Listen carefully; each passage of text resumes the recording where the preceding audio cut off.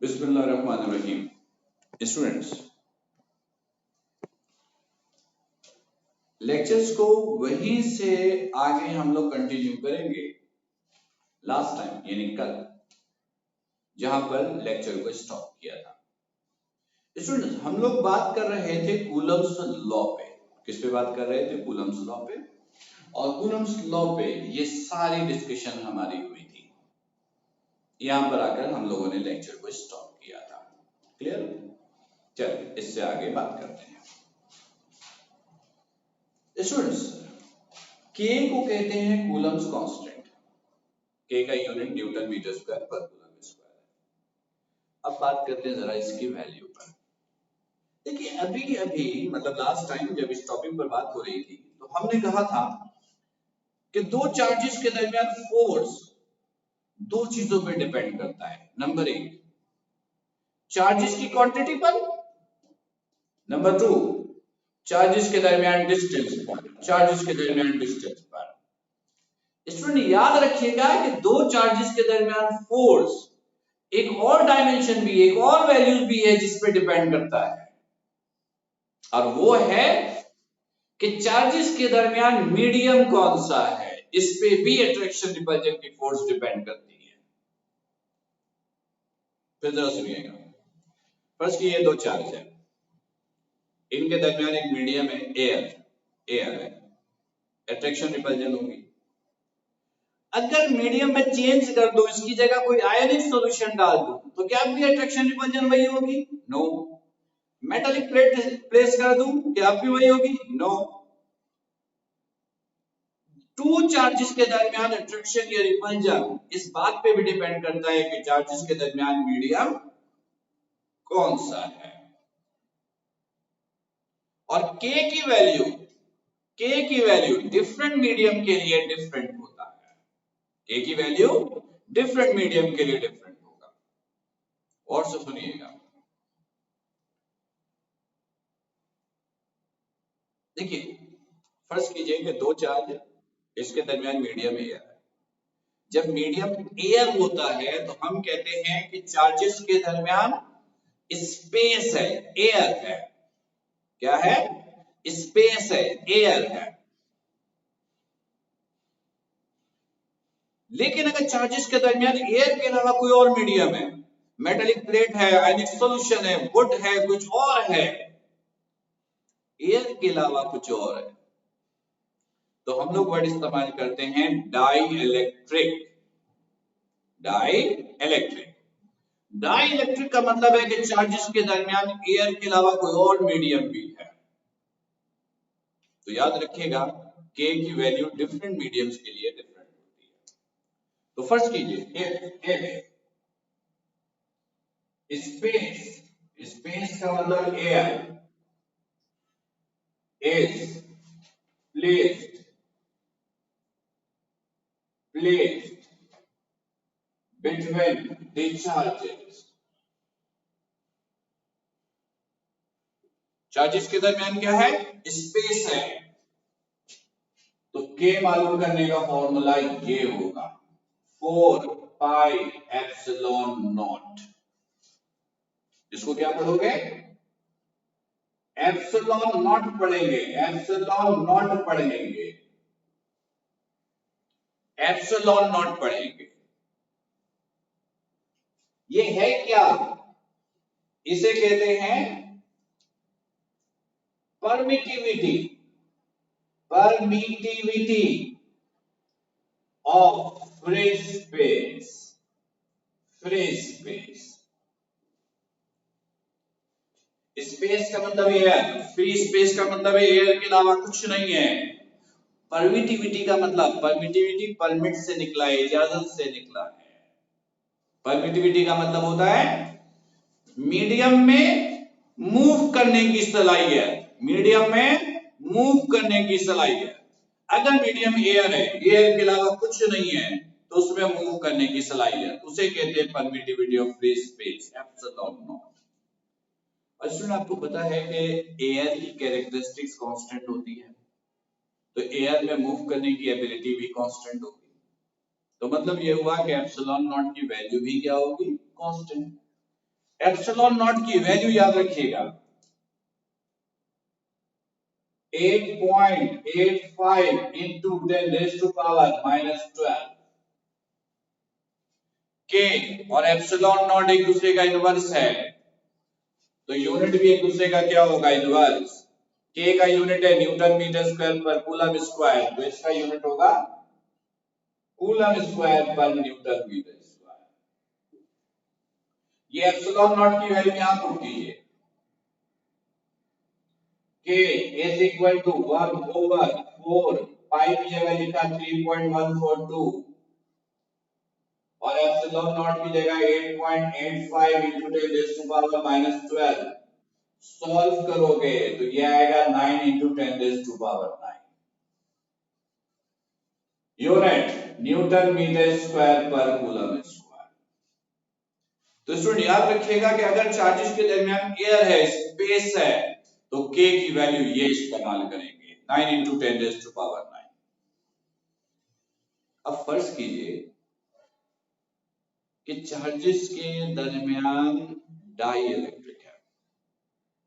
Die electric का मतलब दो मीडियम है, डाई का मतलब टू, इलेक्ट्रिक का मतलब चार्जेस, चार्जेस के दरमियान डबल मीडियम है। एक तो होगा एयर और सेकंड एयर के अलावा और क्या रखा गया है, वो कुछ भी हो सकता है। मेटल की प्लेट हो सकती है, आयनिक सॉल्यूशन हो सकता है, वोट हो सकता है, कुछ भी हो सकता है। अगर दो मीडियम होगा तो वर्ड इस्तेमाल करेंगे डाइलेक्ट्रिक। तो फर्स्ट कीजिए इन केस ऑफ डाइलेक्ट्रिक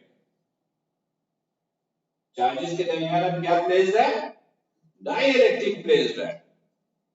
तो अब के मालूम करने का फॉर्मूला क्या होगा, अब ये होगा 4 pi epsilon naught epsilon R, 4 pi epsilon naught epsilon R. Epsilon naught तो वही है, एप्सिलॉन आर को कहेंगे रिलेटिव परमिटिविटी, रिलेटिव परमिटिविटी या इसे डाइलेक्ट्रिक कांस्टेंट भी कहते हैं, डाइलेक्ट्रिक कांस्टेंट भी कहते हैं। और स्टूडेंट याद रखिएगा डाइलेक्ट्रिक कांस्टेंट की वैल्यू एप्सिलॉन आर की वैल्यू याद नहीं की जाती, क्योंकि ये डिफरेंट मीडियम के लिए डिफरेंट होता है और हजारों मीडियम है, किसकी किसकी याद करोगे। तो एप्सिलॉन आर की वैल्यू याद नहीं रखते, जब भी हमें जरूरत पड़ेगी क्वेश्चन में तो वहां पर गिवन होगा, वहां पर गिवन होगा। क्लियर? अब और से एक पॉइंट क्लियर कर लीजिएगा,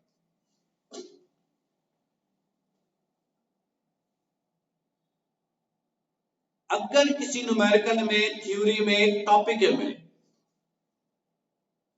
मीडियम का जिक्र नहीं है, मीडियम का जिक्र नहीं है, तो बाय डिफॉल्ट मीडियम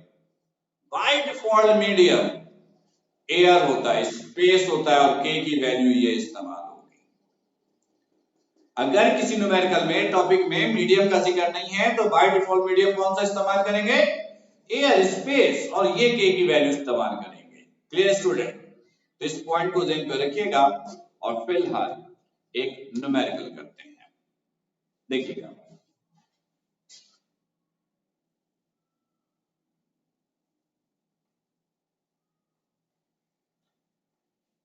सुनिए, page number 76, page number 76,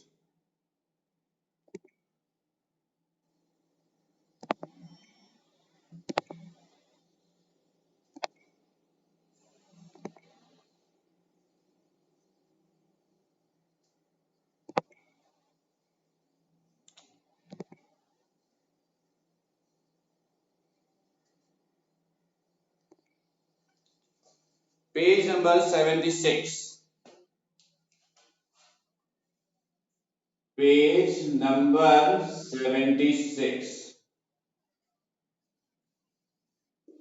page number 76, page number 76। तुम कहां से आ गए,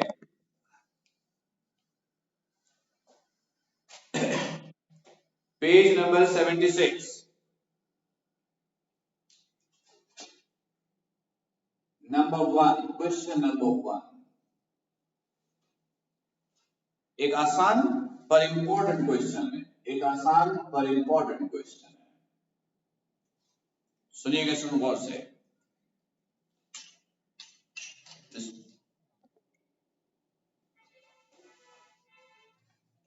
स्टूडेंट सुनिएगा गौर से। कह रहे 2 point charges repel each other with a force of 0.2 Newton. 0.2 Newton. When they are 10 centimeter apart. कह रहा है 2 point charges हैं, 2 point charges हैं। Assume Q1 and Q2। कह रहा है 2 point charges हैं, दोनों एक दूसरे को रिपेल कर रहा है। कितनी फोर्स से? 0.2 न्यूटन की फोर्स से। और उनके दरमियान डिस्टेंस कितना है? 10 सेंटीमीटर। तो इसे आप कह दीजिए F1, इसे कह दीजिए R1। 1 इसलिए कहा क्योंकि क्वेश्चन में और भी डिस्टेंस गिवन है। सेंटीमीटर को मीटर में ले आएंगे, 100 से डिवाइड किया 0.1 मीटर। फिर सुनिए, कहता 2 point charges repel each other with a force of 0.2 Newton when they are 10 centimeter apart। फिर कहता है what will be the force between the charges? Charges के दरमियान फोर्स क्या होगी? if अगर डिस्टेंस 1 सेंटीमीटर हो जाए। स्टूडेंट्स अभी हम लोगों ने कहा था कि फोर्स और डिस्टेंस एक दूसरे के इनवर्स होता है, बस उसी से रिलेटेड ये क्वेश्चन है। कह रहा डिस्टेंस 10 सेंटीमीटर है तो फोर्स इतनी है। बताइए अगर डिस्टेंस 1 सेंटीमीटर हो जाए तो अब फोर्स कितनी होगी? बस इतना सा सवाल है। तो इसको आप लोग नाम दे दें 2 और इसे भी नाम दे दें 2। फिर सुनिएगा क्वेश्चन ये है कि दो चार्जेस हैं, उनके दरमियान डिस्टेंस इतना है तो फोर्स इतनी है। अगर डिस्टेंस इतना हो जाए तो फोर्स कितनी होगी, ये आपको मालूम करना है। क्लियर? सिंपल सा क्वेश्चन है। अब देखिए क्वेश्चन, फोर्स मालूम करने का हमारे पास एक ही फॉर्मूला है, वो ये है F is equal to K Q1 Q2 over R square। हमें क्या चाहिए? F2। तो हमने इस फॉर्मूले को F2 के लिए कन्वर्ट किया। ये हो गया 2, ये हो गया 2। K हमें मालूम है, R2 हमें मालूम है, सेंटीमीटर को मीटर में ले आइए, 100 से डिवाइड किया। लेकिन Q1 Q2 नहीं है, Q1 Q2 नहीं है, तो इसका कोई सॉल्यूशन नहीं कर। देखिएगा, इस इक्वेशन 1 का नाम दीजिए। आप यही फॉर्मूला दोबारा इस्तेमाल कीजिए, अब इस फॉर्मूले को 1 के लिए कन्वर्ट कीजिए। तो ये हो गया 1, ये हो गया 1।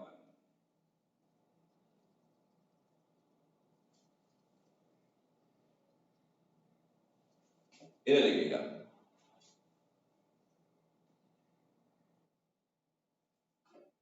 R1 स्क्वायर से डिवाइड इधर आकर क्या हो जाएगा? मल्टीप्लाई। तो ये हो गया F1 R1 का square is equal to K Q1 Q2। इस K Q1 Q2 की वैल्यू को यहां पुट कीजिए, K Q1 Q2 की वैल्यू को यहां पुट कीजिए। तो ये हो जाएगा पुट N1। तो F2 is equal to K Q1 Q2 की जगह क्या पुट किया? ये पुट किया F1 R1 का स्क्वायर, F1 R1 का स्क्वायर और ये R2 as it is, R2 is as it is। अब ये बन गया फॉर्मूला। अब देखिएगा F1 है, R1 भी है, R2 भी है, इसके अंदर पुट करेंगे, क्या निकाल लेंगे? F2 निकल आएगा स्टूडेंट। ओके करेक्ट स्टूडेंट, ये एक आसान न्यूमेरिकल था पर इंपॉर्टेंट था। अच्छा स्टूडेंट्स, इस टॉपिक के बहुत सारे न्यूमेरिकल्स हैं, बहुत सारे। बहुत सारे न्यूमेरिकल फिलहाल अभी तो नहीं कर सकते, लेकिन अगले न्यूमेरिकल्स को करने के लिए ना हमें कुछ इंफॉर्मेशन चाहिए, जो फर्स्ट ईयर में पढ़ा भी है आपने। मैं कुछ इंफॉर्मेशन यहाँ लिख रहा हूं, अगले लेक्चर से पहले इन इंफॉर्मेशन को अच्छी तरह याद रखेंगे ताकि उन न्यूमेरिकल्स को करने में हमें आसानी हो, ताकि उन न्यूमेरिकल्स को करने में हमें आसानी हो। देखिएगा, अभी हम लोग ये डिस्कस कर रहे हैं कि if you have two forces then how you will calculate their resultant. अगर आपके पास दो फोर्सेस हैं तो उनका रिजल्टेंट कैसे निकलेगा। तो स्टूडेंट याद रखिएगा, दो फोर्सेस का रिजल्टेंट निकालने के लिए हमारे पास चार केसेस है, चारों याद रखेंगे। नंबर 1, फर्स्ट कीजिए दो फोर्सेस सेम डायरेक्शन में है, तो इनका रिजल्टेंट निकालने के लिए इन दोनों को प्लस करते हैं। क्या करते हैं? Plus. If you have two forces both are in same direction then their resultant will be this. दूसरा ऑप्शन, फर्स्ट कीजिए टू फोर्सेस एक दूसरे के ऑपोजिट है, अब आपको रिजल्टेंट चाहिए तो रिजल्टेंट के लिए बड़ी वैल्यू में से छोटी वैल्यू माइनस करेंगे। if f1 is greater than f2, if you have two forces both are in opposite direction and you have to calculate their resultant, then you will subtract और बड़ी value में से छोटी value आप minus करेंगे। Third option, if two forces are in perpendicular to each other, अब आपको इन दोनों का रिजल्टेंट चाहिए, तो अब रिजल्टेंट कैसे निकलेगा? पाइथागोरस थ्योरम से, इससे f1 square plus f2 square से, दिस इज पाइथागोरस थ्योरम। और अगर टू फोर्सेस एक दूसरे से कुछ एंगल बनाए और अब आपको रिजल्टेंट चाहिए, तो इसके लिए फॉर्मूला ये यूज करेंगे, root f1 square plus f2 square plus 2 f1 f2 cos theta. तो स्टूडेंट याद रखिएगा, टू फोर्सेस दो वेक्टर्स के दरमियान या दो टू फोर्सेस का रिजल्टेंट मालूम करने के लिए आपके पास ये चार ऑप्शन है, 1 2 3 4। ये चारों ऑप्शन अच्छे तरीके से याद रखेंगे क्योंकि इस चैप्टर में टॉपिक के बड़े अच्छे और कॉन्सेप्चुअल न्यूमेरिकल्स हैं और उन न्यूमेरिकल्स को सॉल्व करने के लिए हमें इन इंफॉर्मेशन की जरूरत पड़ेगी। तो स्टूडेंट फिलहाल बोर्ड पे हमारे पास इतना स्पेस नहीं है कि लेक्चर को आगे बढ़ाएं। फिलहाल आज का लेक्चर हम लोग यहीं पे स्टॉप करेंगे। ये सारी इंफॉर्मेशन अच्छी तरह याद रखेंगे। आपके व्हाट्सएप ग्रुप पे कूलम्स लॉ के नोट्स सेंड कर दूंगा, आप उसको फेयर कॉपी पे फेयर कीजिएगा और उसकी लर्निंग भी कीजिएगा, एग्जाम्स के पॉइंट ऑफ व्यू से तैयारी भी कीजिएगा। तो स्टूडेंट आज के लेक्चर पे ये स्टॉप करते हैं। आप सब अपना बहुत ख्याल रखिएगा। अस्सलाम वालेकुम।